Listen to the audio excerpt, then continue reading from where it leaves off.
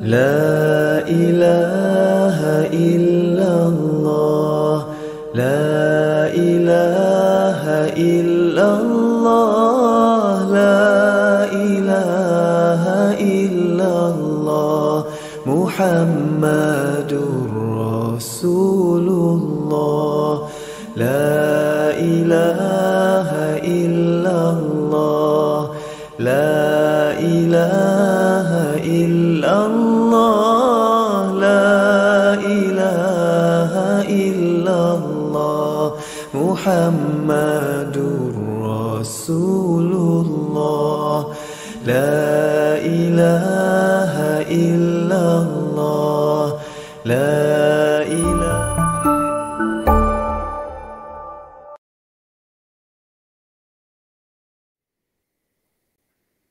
Bismillahirrahmanirrahim. Assalamualaikum warahmatullahi wabarakatuh.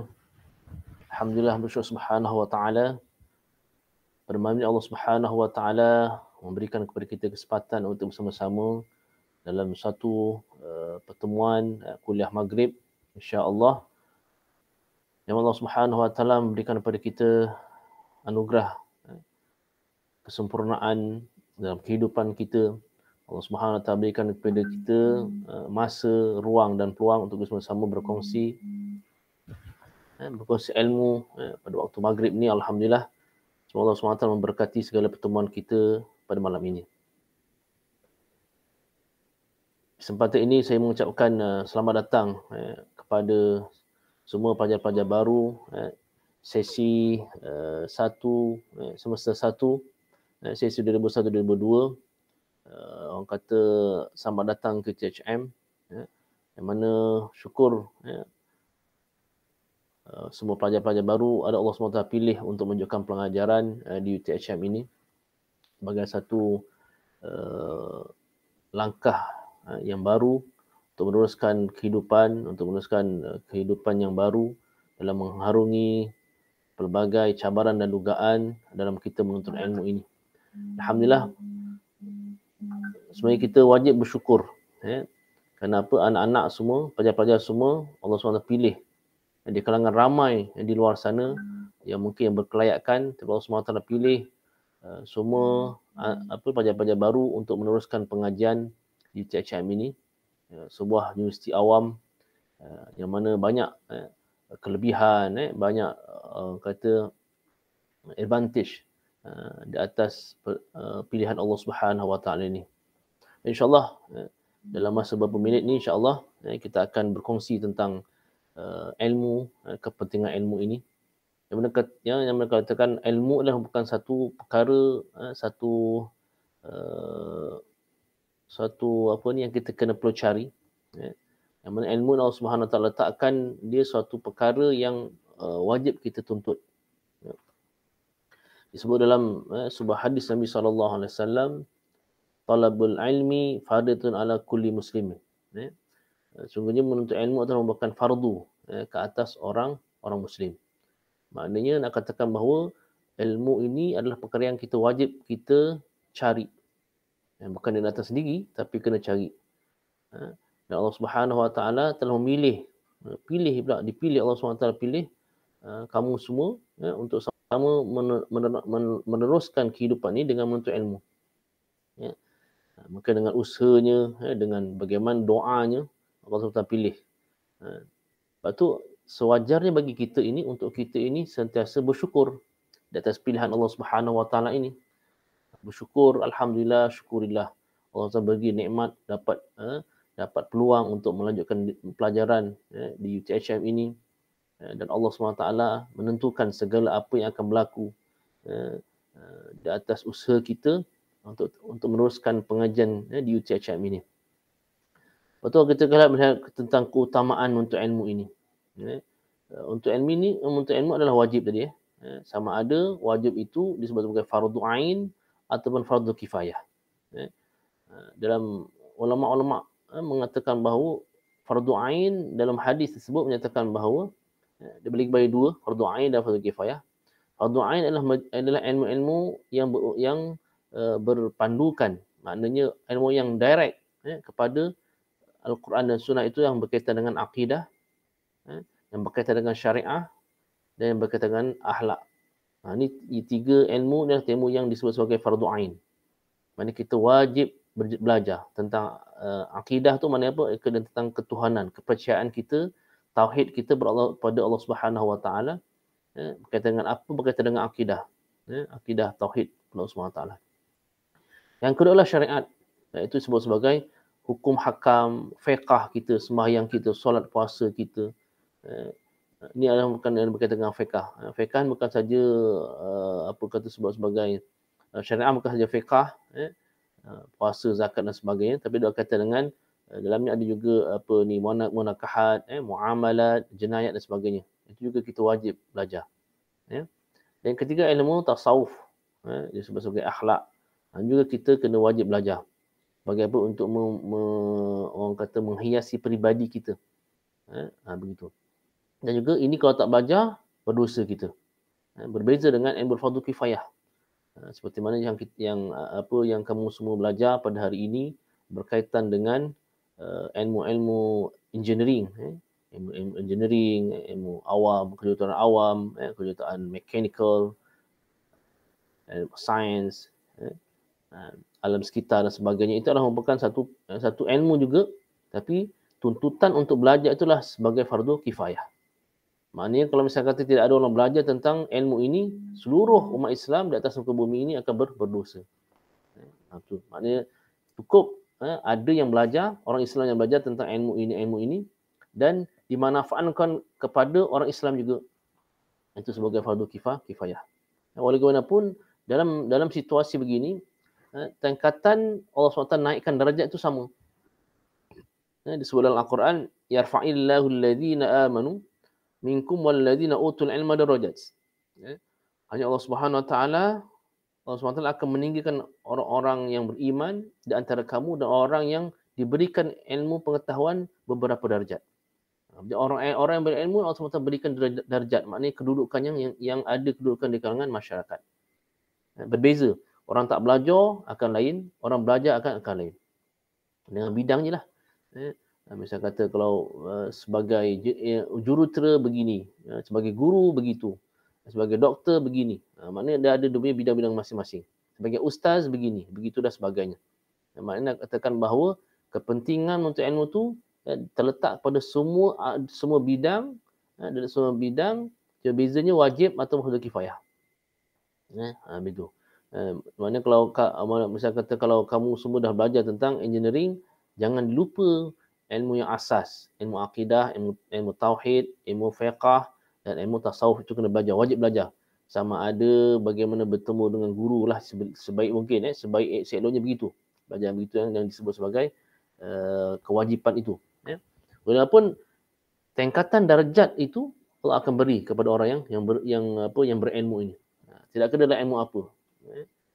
Yang mana ilmu yang bermanfaat lah, ilmu yang bermanfaat akan berada beza dengan titlenya cikgu ataupun jurutera ataupun doktor ataupun profesor dan sebagainya lah. Mana tu dengan title maknanya ada beza di antara kedudukan mereka. Itu Allah SWT sebut dalam Al-Quran. Dan juga tuntutan belajar ilmu untuk ilmu ini kata dalam sebuah hadis juga dia katakan tentang utlubul ilma ilal mahdi ilal lahdi. Menuntut ilmu tu daripada buayan hingga ke liang lahat. Ini antara satu apa yang kata menuntut ilmu ni daripada buayan, daripada kita baby tu, daripada buayan hinggalah ke liang lahat. Itu adalah tuntutan ilmu. Ini antara yang maknanya menuntut ilmu tu daripada kecil sampailah ke mati tu. Itu dia tuntutan dia. Bukan maknanya aku dah dapat ni, aku dah ada title doktor dah habis, PhD aku dah habis. Aku dah ada degree dah habis. Aku dah ada master dah habis. Bukan. Tuntutan banyak ilmu tu sampailah mati daripada buayan sampailah ke liang lahat. Itu tambah ilmu. Jangan rasa kita dah hebat, kita dah best. Kenapa ilmu kita bukan itu saja? Yang kita belajar bukan ilmu yang kita belajar hanyalah dekat apa? Orang kata dekat bilik darjah saja, tapi ataupun dekat kelas saja. Tapi di luar itu banyak lagi ilmu-ilmu lain yang juga kita kena terokai. Malahan kalau misalnya kita dalam bidang-bidang yang wajib ini, jangan sampai kita tinggalkan. Kadang kita sibuk dalam ilmu-ilmu yang fardu kifayah tadi, kita lupa, kita tinggalkan ilmu yang fardu ain. Jangan begitu maknanya kita ada, maknanya kena selari, benda tu kena synchronize di antara dunia itu agar dunianya dapat, akhirat pun dah dapat. Begitu juga. Macam habis macam ustaz kata untunglah ustaz. Ustaz pun sama juga. Walaupun dalam bidang agama, tapi dia kena belajar dalam bidang perniagaan. Jual beli bagaimana caranya. Dia kena tahu juga tentang komputer untuk dia berdakwah. Dia kena tahu juga orang kata Facebook untuk medium untuk berdakwah. Dia tahu juga sikit sebanyak tahu tentang asas tentang pembangunan. Pembangunan diri, dan juga bangunan sendiri, rumah. Agar kalau misalnya dia buat rumah pun dia taklah ditipu. Kan? Tapi basic lah. Begitu. Ataupun dia kena tanya orang yang lebih tahu. Okay, misalnya kata saya nak buat rumah sekian. Kita carilah orang yang juruter dalam bidang arkitek dalam bidang rumah. Okey, macam mana? Kita tanyalah. Untuk kita ada knowledge, kita ada pengetahuan dalam perkara tersebut. Begitu. Jadi kalau kita lihat, inilah di antara kenapa Allah SWT minta kita difardukan, diwajibkan kita ni untuk ilmu. Sama ada ilmu fardu kifayah ataupun ilmu fardu ain. Betul ke tidak antara keutamaan untuk ilmu ini, kata Allah Subhanahu Wa Taala, kata Rasulullah SAW dalam sebuah hadis nyatakan bahawa man salaka tariqan yaltamsu bihi ilman sahalallahu lahu tariqal jannah. Barang siapa, kata Rasulullah SAW, menempuh satu jalan mencari ilmu, maka Allah Subhanahu Wa Taala mudahkan bagi jalan ke syurga Allah Subhanahu Wa Taala. Ni nampak simple, tapi maknanya menuntut ilmu ni satu jalan ke syurga. Sebab tu menuntut ilmu ni biarlah dengan ikhlas. Dengan niat kerana Allah Subhanahu Wa Taala. Bukan niatnya kerana aku terpaksa lah. Habis mak suruh belajar lah. Habis tak ada apa nak buat kat rumah ni. PKP tak ada apa nak buat. Pergi belajar lah. Begitu. Maksudnya kita ada tanamkan satu sifat kenapa Allah suruh. Sebab tu orang yang niat pertama, jangan letak nak dapat gaji, nak dapat kerja yang baik. Bukan itu matlamatnya. Niat pertama adalah untuk mencari redha Allah Subhanahu Wa Taala. Kenapa Allah suruh cari ilmu? Ilmu Allah sangat luas. Sangat luas. Diibaratkan dalam sebenarnya dikatakan bahawa ilmu Allah Subhanahu Wa Taala ni ibaratnya seperti satu lautan yang luas. Lautan yang luas. Kita ambil jari kita ni, kita celup dalam tu, kita angkat. Mana bekas yang itu adalah titisan, bekas titisan yang tu, itulah ilmu kita, ilmu manusia. Seluruh ni yang dalam dunia alam ni adalah itu ilmu kita, ilmu manusia, dan yang lautan itulah ilmu Allah Subhanahu Wa Taala. Betapa banyaknya. Allah suruh cari juga. Untuk apa? Untuk kelangsungan kehidupan di kita di atas muka bumi Allah Subhanahu Wa Taala. Jadi begitu. Jadi kalau Allah Subhanahu Wa Taala, sebab tu betulkan niat lillahi ta'ala. Kerana Allah Subhanahu Wa Taala mencari ilmu Allah, mencari kebesaran Allah Subhanahu Wa Taala. Kita belajar mechanical dunia, kita buka enjin dan sebagainya. Kita buka enjin tu, bukan maknanya kita usaha kita, tapi maknanya idea yang kita dapat yang kita fikirkan, yang kita bawa dalam pengajian tu adalah milik Allah Subhanahu Wa Taala. Bagaimana charge negatif dan positif boleh mengeluarkan tenaga, dan boleh menjadikan macam mana petrol boleh mengeluarkan tenaga, boleh berjalan pula kita. Itu adalah bukan kuasa Allah Subhanahu Wa Taala. Maknanya yang awak kaji tu ada kaitan dengan Allah Subhanahu Wa Taala. Sebab tu kita dalam kita punya falsafah pendidikan UTHM dan juga misi UTHM tu ada sebut situ paradigma tauhid. Kenapa? Ada kaitan. Ilmu yang kita belajar ni dekat dalam bidang apa sekalipun, sama ada engineering ke, komputer ke, pendidikan atau sebagainya, ada kaitan dengan Allah SWT. Sebab tu dah ada paradigma tauhid. Maknanya apa kamu semua kena tahu tu. Ada kaitan di antara apa yang kita belajar dengan ilmu Allah SWT. Jadi yang katakan dalam hadis tadi tu, siapa yang berjalan, maknanya siapa yang menempuh satu jalan, maknanya kita berjalan ni maknanya mencari ilmu, jalan mencari ilmu. Maka dengan niat kerana Allah Subhanahu Taala, maka Allah SWT bukakan bagi jalan ke syurga Allah Subhanahu Taala. Allah mudahkan jalan ke syurga. Sebab tu pilihan Allah ni, yang Allah Taala pilih kamu semua ni, jangan sampai disisia-siakan. Kenapa? Allah bagi peluang untuk apa? Menempuh satu jalan ke syurga Allah Subhanahu Wa Taala. Ya, itu yang pertama. Yang kedua, Allah Subhanahu Wa Taala katakan bahawa ya, Rasulullah SAW sangat mencintai orang-orang yang orang yang menuntut ilmu. Ya. Kalau dalam sebuah hadis Rasulullah SAW menyatakan bahawa yang bermaksud aku mendengar Rasulullah SAW daripada Zaid bin Sabit aku mendengar Rasulullah SAW bersabda, semoga Allah memperindahkan orang yang mendengar hadis dariku lalu menghafal dan menyampaikan kepada orang lain. Berapa banyak orang menyampaikan ilmu pada orang yang lebih berilmu dan lebih banyak dan berapa banyak membawa ilmu kepada yang tidak berilmu. Mana Rasulullah SAW mendoakan siapa? Mendoakan orang yang menuntut ilmu. Jadi Rasulullah SAW memang suka. Rasulullah sangat suka kepada orang yang menuntut ilmu. Kerana ilmu adalah merupakan jambatan, platform bagaimana seorang itu nak melaksanakan kehidupan di atas muka bumi ini. Dalam keadaan sekarang ni kan, orang kata sebelum kita bersemuka ni kan, diorang belajar secara PDPR dari rumah dan sebagainya. Itu adalah satu platform. Maka tidak ada alasan untuk kita tidak belajar ilmu dengan sebab ada pandemik dan sebagainya. Tidak ada alasan. Kenapa? Cara tu ada disediakan. Ya. Maknanya diletakkan satu kelebihan yang mana mereka adalah orang yang sentiasa mendapat termasuk dalam orang yang didoakan oleh Rasulullah sallallahu alaihi wasallam. Orang yang nak menuntut ilmu ni Rasulullah SAW doakan untuk mereka akan dapat pengetahuan, akan dapat kepandaian, akan mendapat suatu farikun, dapat membezakan antara yang betul dengan yang salah. Ni kelebihan yang Allah yang Allah berikan kepada orang-orang yang menuntut ilmu. Ya. Sebab itulah dalam menuntut ilmu ini banyak dia punya cabaran, banyak dia punya dugaan dia. Itu adalah bukan satu biasalah lumrah dalam kehidupan kita. Dalam kehidupan kita memang ada cabaran. Orang kata sebab tu bila kita dapat berhadapan dengan masalah itu ataupun cabaran tersebut, akan ada kemanisan dia.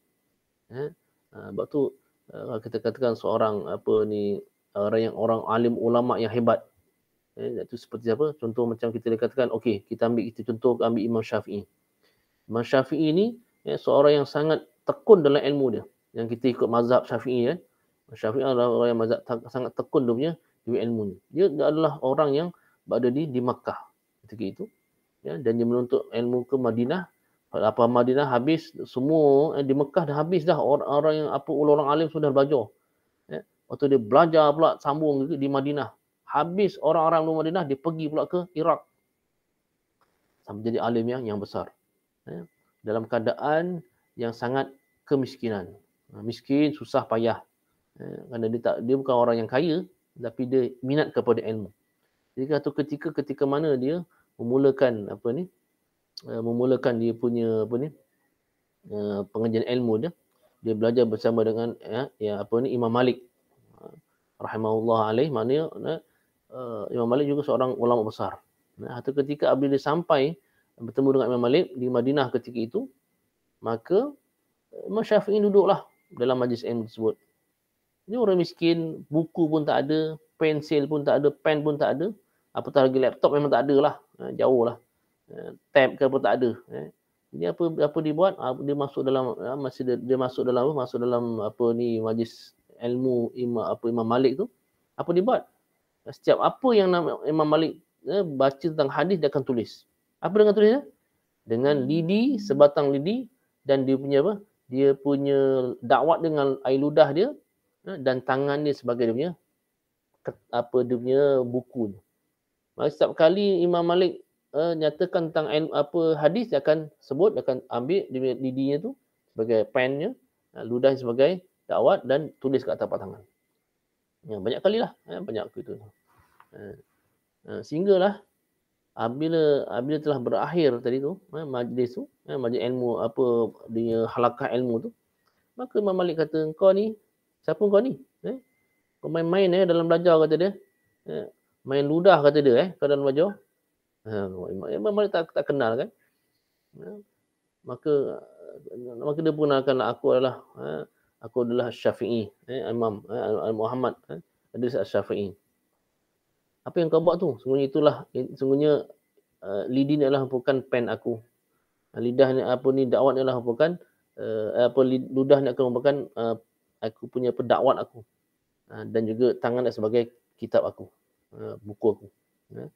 Maka Imam Malik tanya, mana ada, tak ada ketulisan tu? Tak ada pun. Sebenarnya kata dia, aku dah tulis dan aku dah hafal lah, kata dia. Kau dah hafal? Apa yang kau hafal? Maka ketika itu satu pertemuan tu, kebetulan pada ketika itu, dalam pertemuan tu Imam Malik mengajarkan 20 buah hadis. Maka dengan lancarnya Imam Syafi'i baca hadis di depan Imam Malik. 1, 2 sampailah 20 hadis tanpa ada salah sikit pun. Maka itu menimbulkan kekaguman Imam Malik sehingga dia menjadi antara murid kesayangan Imam Malik pada ketika itu. Imam Syafi'i. Dalam sebuah kekurangan dengan sebuah cabarannya banyak begitu, tapi dia boleh belajar ilmu tanpa mengira masa dan keadaannya. Jadi contoh hari ni kalau katakan, jangan kita katakan aku tak ada duit, tak boleh belajar, aku tak ada laptop, tak boleh belajar, aku tak boleh itu, tak boleh, mana kita ada, tapi kita cari penyelesaian dia. Kalau tak ada duit, cari duit. Minta, kalau misalnya kata memang kita berkayatkan untuk mendapat bantuan daripada zakat, minta zakat, ataupun dengan bantuan PTN dan sebagainya. Mungkin sekarang ni nak kerja susah kan, dapatkan PTN sebagai bantuan untuk untuk kita melaksanakan kerja, melaksanakan pelangsungan belajar, begitu. Kalau kita lihat itu antaranya. Maknanya nak katakan bahawa orang yang menuntut ilmu ni orang yang didoakan oleh Nabi SAW sebagai orang yang akan mendapat pengetahuan. Yang penting nak belajar, nak belajar. Jangan putus asa, jangan rasa dah terror. Ada peluang, waktu gunakan peluang yang ada ni sebaik mungkin untuk terus menuntut ilmu. Okey. So kalau kita lihat dalam hadis lain Rasulullah SAW menyatakan, An Utsman bin Affan radhiyallahu an qala Nabi SAW, inna afdalukum man ta'allama al-Quran wa 'allamahu. Itu dia. Orang di antara orang yang paling afdal di antara kamu, orang yang paling utama, paling baik di antara kamu adalah orang yang belajar Al-Quran dan mengajarkannya. Ini dalam matan hadis ni begitu. Secara umumnya ilmu di atas muka bumi ini semua dalam Al-Quran. Ilmu apa saja? Ilmu engineering, ilmu pertukanan, semua adalah Al-Quran. Ilmu buat roti ada dalam Al-Quran. Kan? Fas'alu az-zikri in kuntum la ta'lamun. Kata Allah SWT. Awaklah kamu tanya, ada ke Ustaz? Ada. Ilmu-ilmu yang dikaji oleh pengkaji-pengkaji semua dah cari dah. Ilmu-ilmu yang berkaitan dengan pengkaji-pengkaji telah mencari asas ilmu tu dalam Al-Quran. Asas ilmu. Lepas tu buat elaboration kita buat sendirilah. Maknanya kita kembangkan dengan cara mengikut zamannya. Tapi asas ilmu adalah Al-Quran. Tentunya Al-Hadid, tentang besi. Allah sebut dalam Al-Quran. Tentang perubatan Allah sebut dalam Al-Quran. Tentang biodiesel ada dalam Al-Quran. Punca asas itu. Tentang hujan, tentang ilmu kaji tanah, semua adalah Al-Quran. Asasnya ada. Tapi perkembangannya kita kena cari sendiri. Kita buat research, kita buat penyelidikan. Maka dapatlah ilmunya. Tapi asasnya adalah Al-Quran. Betul, orang yang Allah SWT sebaik-baik mereka adalah mengkaji Al-Quran. Kita jangan katakan ilmu ni daripada orang kafir, orang daripada, tapi mana asasnya adalah Al-Quran. Kenapa Allah ceritakan tentang labah-labah, tentang besi tadi sebut sebagai hujan, kejadian sains, komputer dan sebagainya. Semua asasnya dalam Al-Quran. Cuma kita tak mengkaji. Kalau orang Islam tak mengkaji. Baca pun tidak, macam nak mengkaji. Itu kan. Jadi pengajian itu yang boleh mengeluarkan ilmu. Jadinya asas ilmu yakin ada dalam Al-Quran. Lepas tu apa yang kita belajar tu ada kaitan dengan Islam. Ada kaitan dengan ilmu Islam. Apa dalam bentuk sekalipun. Begitu. Seterusnya kita lihat Eh, dalam itu yang kedua. Yang ketiga adalah tentang disebut juga dalam Rasulullah SAW, antara keutamaan juga menuntut ilmu adalah Rasulullah SAW sebut, qala sama itu Rasulullah SAW yaqulu innahu la yastaghfiru lil alim man fis samawati wa man fis samawati wa man fil ard hatta hitanin fil bahri.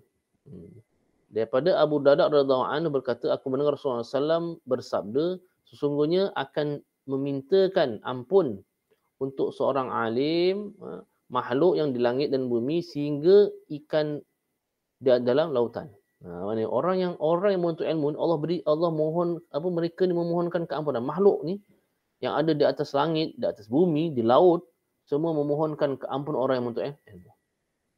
Betul, untuk ilmu ni orang yang sangat tinggi nilainya di sisi Allah SWT. Semua orang respect, semua makhluk datang respect dengan orang penuntut ilmu. Cuma tinggal kita je. Kita jangan menghina, kita jangan terhina pula.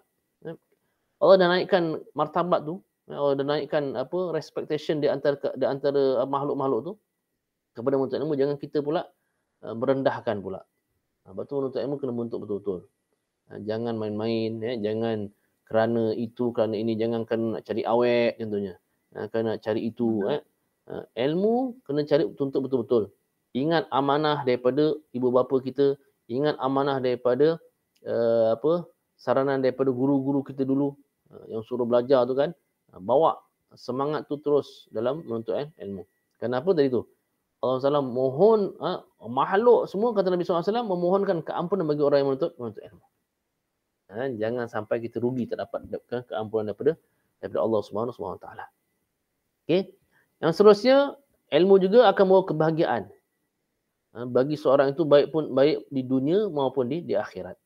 Sabda Rasulullah SAW, man arada dunya fa alaihi bil ilmi wa man arada al-akhirah fa alaihi bil ilmi wa man arada al-huma wa man arada huma fa alaihi bil ilmi.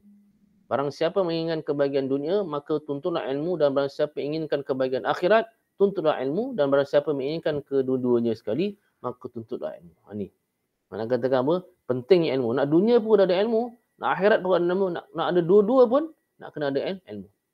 Jadi tidak ada titik noktah untuk kita belajar kita stop, kita tak belajar, tak menuntut ilmu. Jadi kena ada, jangan ada sampai, maknanya nak cari apa pun kena ada ilmu. Ilmu. Sebab tu pentingnya kita, kepentingan ini memang tidak boleh lari daripada kehidupan kita. Jangan kata rasa kita dah cukup dengan ilmu yang ada, tapi ilmu yang ada itu adalah membantu kita. Kenapa? Nak ibaratkan, kadang kita ini pakar dalam bidang kita. Okey, aku pakar dalam bidang kimia contohnya. Tapi aku tak tahu dengan fizik. Aku tak tahu tentang pendidikan. Ada ruang tak? Ada ruang. Mana kita dibuka ruang. Habis dah dalam bidang kimia contohnya. Kita boleh belajar lagi dalam bidang yang lain. Begitu luas. Betul kata tu, kita lihat ketokohan orang-orang alim zaman dulu, contohnya macam Al-Khwarizmi contohnya, pakar astronomi, Ibn Sina, kedoktoran, Al-Jazari, robotik. Ini semua adalah orang-orang Islam. Yang mana mereka ini pakar dalam bidang ini. Al-Jabra kan, Jabar. Jabar tu adalah merupakan nama orang Islam. Jibra kita belajar tu adalah merupakan orang-orang Islam. Semua ada tokoh-tokoh Ibn Rushd contohnya. Dalam ilmu Khaldun, dalam pengurusan dan sebagainya. Itu orang Islam yang pakar dalam bidang-bidang mereka. Tapi mana mereka bukan setakat dia pakar dalam itu, tapi bidang lain, bidang agamanya dahsyat. Dan mana mereka ni akhirnya menjadi ahli-ahli sufi. Dekat Allah Subhanahu Wa Taala. Kenapa? Dengan ilmu itu mendekatkan diri kepada Allah Subhanahu Wa Taala. Bukan maknanya dengan ilmu dia menjauhkan Allah Subhanahu Wa Taala. Dengan ilmu yang dia belajar tu, walaupun ilmu bagaimana, dia akan jumpanya kepada Allah Subhanahu Wa Taala. Kembali kepada Allah. Itulah keutamaan orang yang menuntut ilmu. Kalau katakan bahawa kunci kepada ilmu itu yang kita kena ingat selalu adalah tentang sifat sabar. Miftahul ilmi, miftahul talibul ilmi adalah miftahul, ni adalah sabur, sifatul sabar. Sebab tu dalam menuntut ilmu ni, sifat sabar itu adalah paling utama. Dalam apa cara sekalipun menuntut ilmu memang susah, memang kita agak kena gigih, kena tekun, dan yang mengiringi adalah sifat sabar. Kalau tak sabar, dia tak akan sampai kepada penghujung dia. Begitu kita sikit sebanyak jadinya kalau kita katakan bahawa awak nak menuntut ilmu ni nanti teruskan, jangan sampai orang kata separuh jalan. Teruskan ilmu, menuntut ilmu walau daripada buayan hinggalah ke liang lahat dia itu. Maknanya asbab pada yang ketika sekarang ni adalah awak menuntut ilmu di UTHM dalam bidang yang masing-masing. Dalam bidang yang awak minat, yang awak ceburi itu, jangan katakan aku tak minat begitu, itu Allah dah tentukan. Bagaimana kita nak orang kata mengadaptasikan dia. Maknanya menyesuaikan dengan apa yang telah dipilih itu agar ia menjadi satu matlamat kehidupan kita berjaya. Jadinya untuk kenapa tadi? Untuk yang kita katakan tadi, untuk dapatkan dunia perlu kepada ilmu, untuk dapatkan akhirat perlukan ilmu, untuk mendapatkan kedua-duanya pun juga perlukan kepada ilmu. Jadinya jangan putus asa, kuatkan semangat. Baru walaupun dalam keadaan kita ni masih lagi dalam pandemik dan sebagainya. Jadi kalau ujian tu sebagai semangat kita, pencetus semangat untuk kita terus berjaya dalam melaksanakan tuntutan agama, tuntutan Islam dalam kita ini menuntut ilmu Allah Subhanahu wa taala. Insya-Allah semoga kita berjaya dalam bidang yang telah dicita-citakan. Allah Subhanahu wa taala berikan kita kemudahan untuk terus dipandu ke arah kebaikan dengan ilmu yang kita ada, insya-Allah. Itu saja saya ingat untuk petang malam ni. Semoga Allah Subhanahu wa taala memberkati usaha kita, memudahkan segala usaha kita. Jangan lupa banyakkan berdoa kepada Allah Subhanahu wa taala di atas usaha itu dan tawakal kepada Allah Subhanahu wa taala, insya-Allah. Aku qauli hadza wa astaghfirullah li wa lakum. Assalamualaikum warahmatullahi wabarakatuh.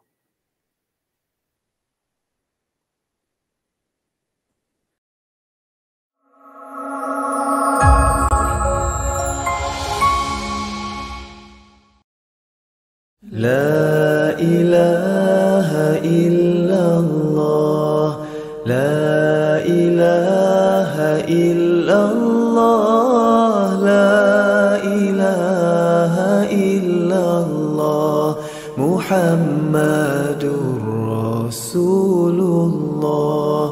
la ilaha illallah, la ilaha illallah, la ilaha illallah, Muhammadur Rasulullah, la ilaha illallah, la ilaha illallah, la ilaha illallah, Muhammadur Rasulullah, la ilaha illallah, la ilaha illallah, la ilaha illallah, Muhammadur Rasulullah.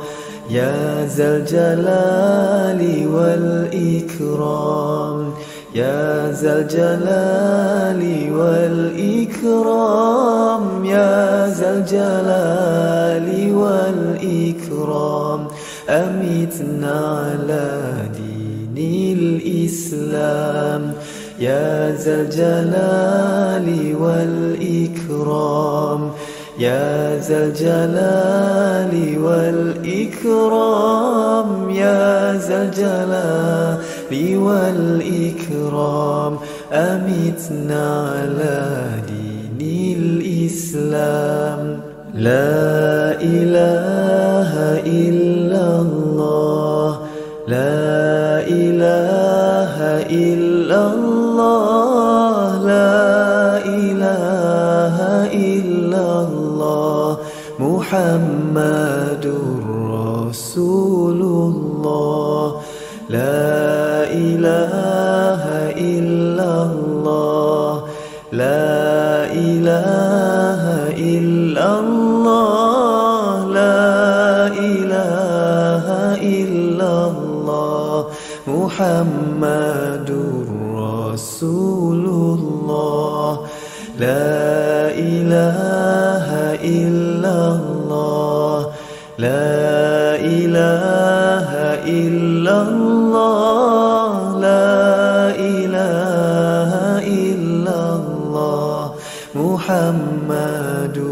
رسول الله لا إله إلا الله لا إله إلا الله لا إله إلا الله محمد رسول الله يا ذا الجلال والإكرام يا ذا الجلال والإكرام